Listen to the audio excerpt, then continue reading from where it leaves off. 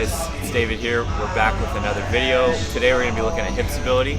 Previously in our other two videos we looked at a lot of spinal stability and shoulder stability. Now we're going to be looking at hip stability. People who have problems with hip stability are commonly going to have things like low back pain, knee pain with a lot of lower body movement. So these exercises I'm going to show you are going to be something that will hopefully help if you have any of those problems. So reiterating the importance of what we're going to be looking at today with hip stability is we really want to try to isolate our core positioning and proper spinal positioning from our hip movement. So we want to keep this stationary the whole time in all of these while we're moving our hips and joints around, because when people have a hard time isolating these and those two move together and you're constantly moving your hips and your spine when you're doing a lot of lower body movement, that's what can lead to a lot of discomfort and low back pain. The need for the first exercise is just going to be a light band. Again, we're going to put it around our knees. We did clams before in our deadlift tutorial. Now we're going to be tying in the clams with a side plank position.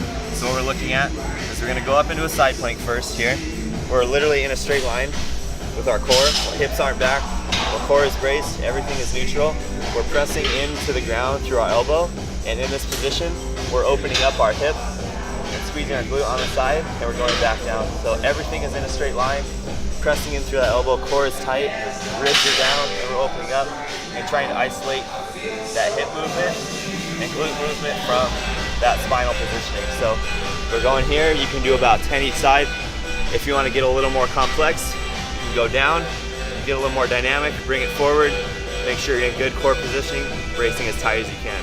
The second exercise here is going to be incorporating that core stability spinal position with our hip flexor movement now and bringing our hip up in front of us, or our knee in front of us. So what we're looking at is I'm going to plant one leg on the ground as hard as I can. I'm pressing through one leg, core is tight, and I'm going to slowly bring this hip up in front. I'm going to squeeze that hip flexor, pressing in through this foot as hard as I can. You're going to feel it on the glute on this side.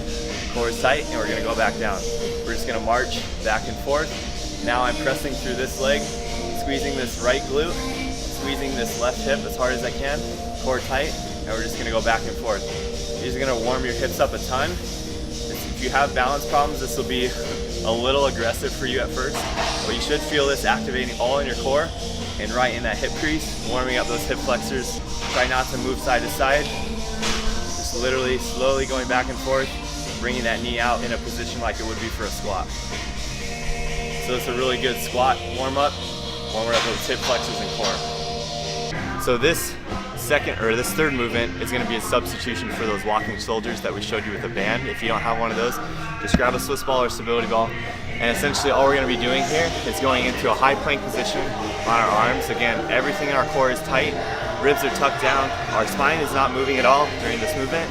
Pressing through those hands, activating that serratus, and you're literally just thinking about tucking your knees down towards your elbows, holding that position for a second, and back out. Try not to have your back arch or move at all during this movement.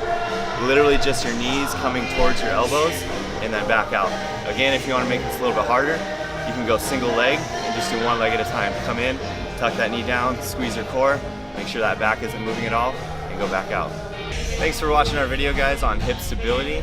If you guys didn't know what we were talking about with a lot of our spinal positioning that we were referring to, make sure to look back at our first episode of this series with Dr. Simon Kwong. And if you haven't watched our second video on shoulder stability, make sure to watch that I did with Coach Nicole.